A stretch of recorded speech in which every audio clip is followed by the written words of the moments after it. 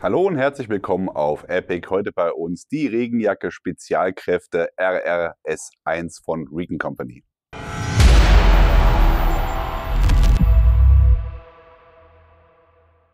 Recon Company hat mal wieder zugeschlagen und ein eigenes Produkt auf den Markt gebracht. Wer uns auf Enforce Tech TV verfolgt hat, hat die Jacke da schon mal angeteasert bekommen. Da haben wir sie schon mal initial vorgestellt. Ist eine Regenjacke aus einem neuen Material, wo wir gleich nochmal drauf eingehen. Aber zuerst gibt es nochmal einen kleinen Abriss, was denn die Beweggründe sind oder was der Hintergrund dazu ist. Bei Regenjacken beziehungsweise bei dem Lagensystem oder bei verschiedenen Layern, mit denen man arbeitet, wenn man draußen unterwegs ist, unterscheidet man normalerweise zwischen einer Hardshell und einer Softshell, um mal so die äußeren Schichten abzudecken. Natürlich hat man die inneren Schichten, wie Unterwäsche, vielleicht auch nochmal eine Windjacke als Layer 4 und Layer 5 ist in der Regel eine Softshelljacke und Layer 6 wäre eine Hardshelljacke. Warum hat man das gemacht oder beziehungsweise warum gibt es diese Unterscheidungen?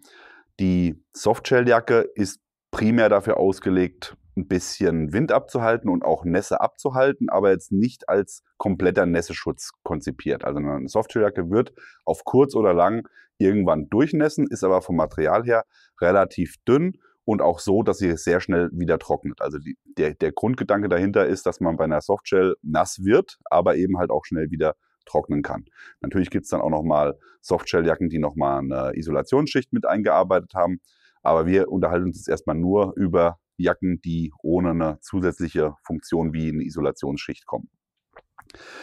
Ja, warum hat man jetzt gesagt bei Recon Company, wir gehen jetzt mal auf ein anderes Material oder auf einen anderen Stoff als jetzt zum Beispiel Gore-Tex oder Sympatex oder beziehungsweise warum ist die Jacke hier nochmal was Besonderes im Vergleich zu den anderen Jacken?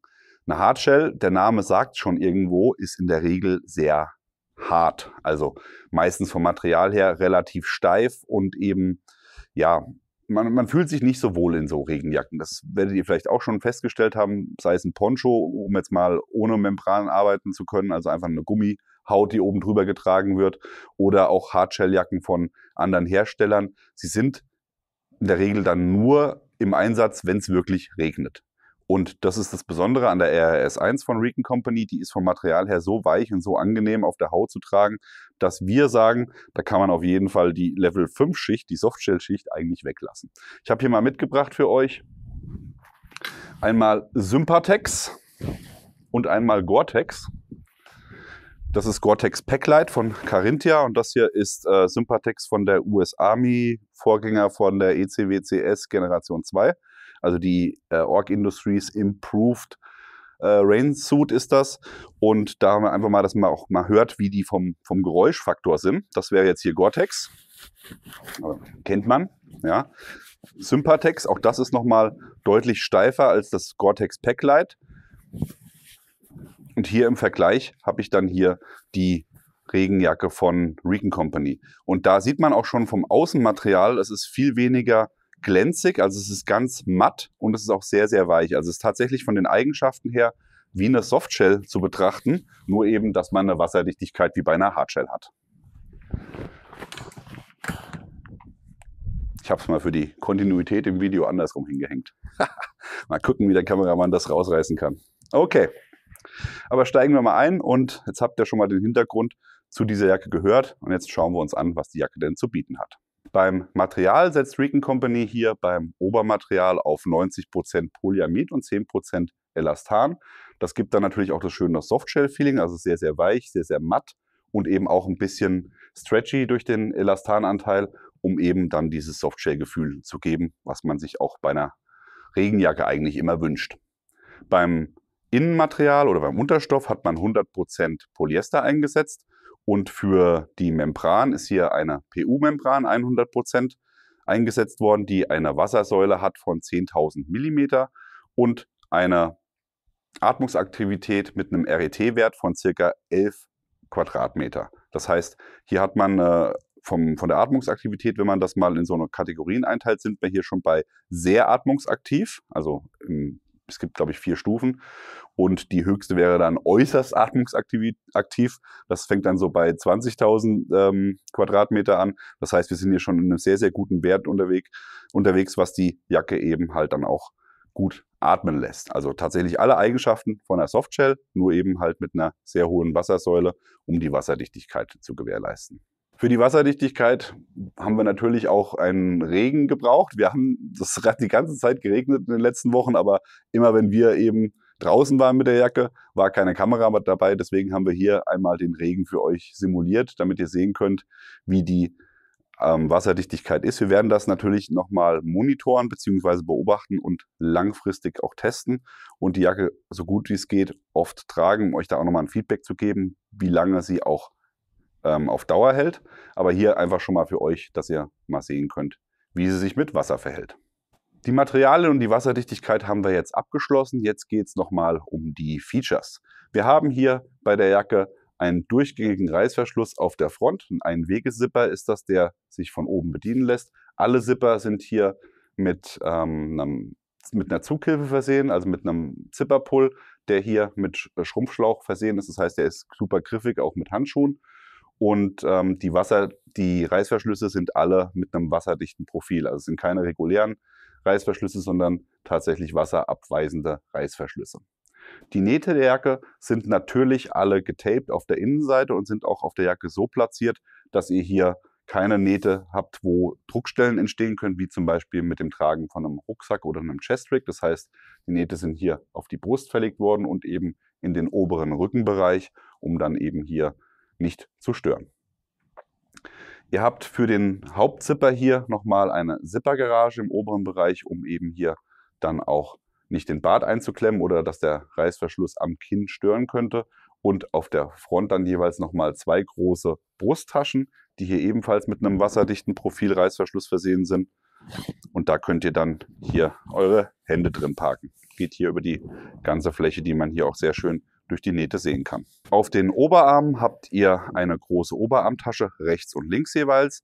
Die kommen mit einem Klettfeld, wo ihr Patches anbringen könnt und natürlich auch gleich mit einer Abdeckung. Das ist eine sehr schöne Sache, dass hier gleich eben der Klett bei Nichtbedarf abgedeckt werden kann. Und falls ihr das dann nutzen wollt für Patches, habt ihr hier die Klettfläche und dann nochmal zwei Einschübe für Stifte und einen Einschub für ein Knicklicht. Habe ich hier schon mal vorbereitet. So sieht das aus.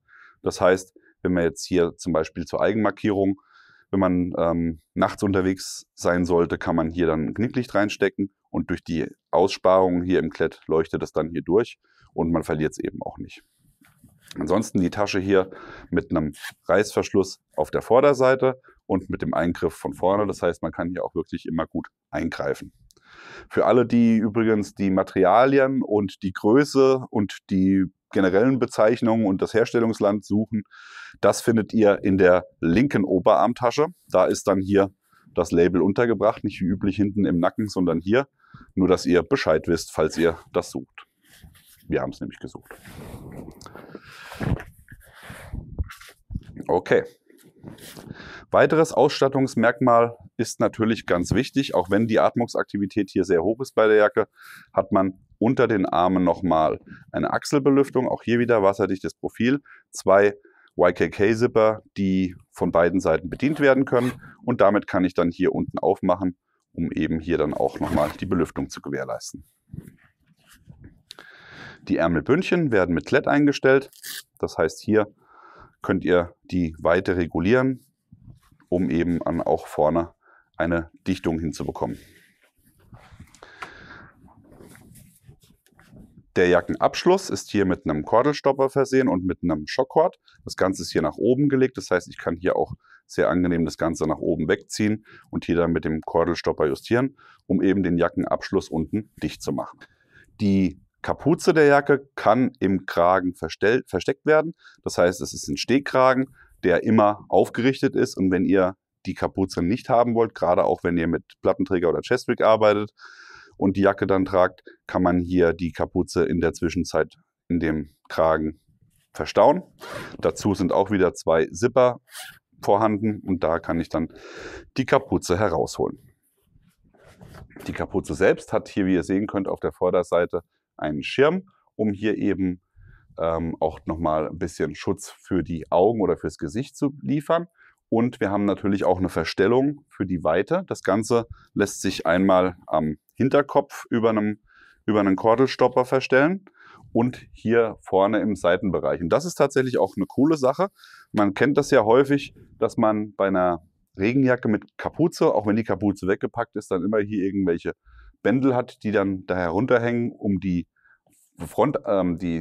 den vorderen Bereich einstellen zu können. Den haben sie hier in den Kragen reingelegt. Das heißt, wenn ich den verstellen will, muss ich nur hier reingreifen und kann das dann hier rausziehen. Das ist tatsächlich ganz cool, dass da nichts irgendwie stört. Die Jacke hat einen sehr, sehr schönen, schlichten Look und man hat trotzdem die Möglichkeit, da relativ leicht ranzukommen und das komplett auch zu bedienen. Also hier wäre jetzt auch zum Beispiel der Kordelstopper.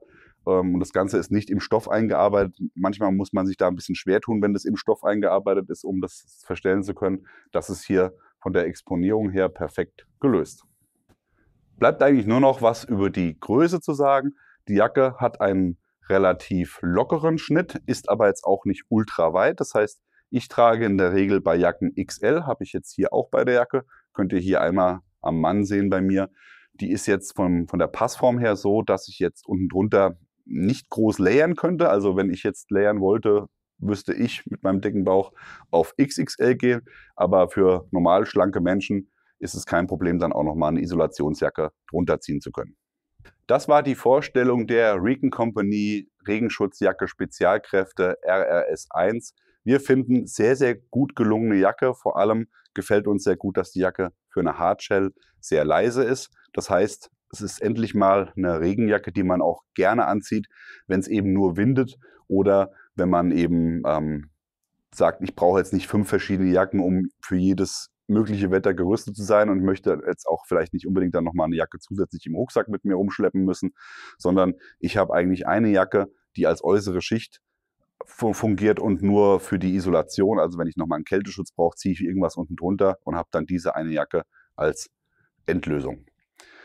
Übrigens für alle, die bei uns auf dem Kanal die Regenschutzjacke oder die Nässeschutzjacke Spezialkräfte gesehen haben, diejenige, die hier vorne so eine Öffnung hatte, dass man ans Chestrig rankommt, die haben wir in Flecktarn vorgestellt, hängen wir euch hier am Ende dieses Videos das Video nochmal an, da könnt ihr euch das auch nochmal anschauen als Alternative, die wird dann quasi über die ganze Ausrüstung gezogen und man kann dann ans Chestrig rankommen.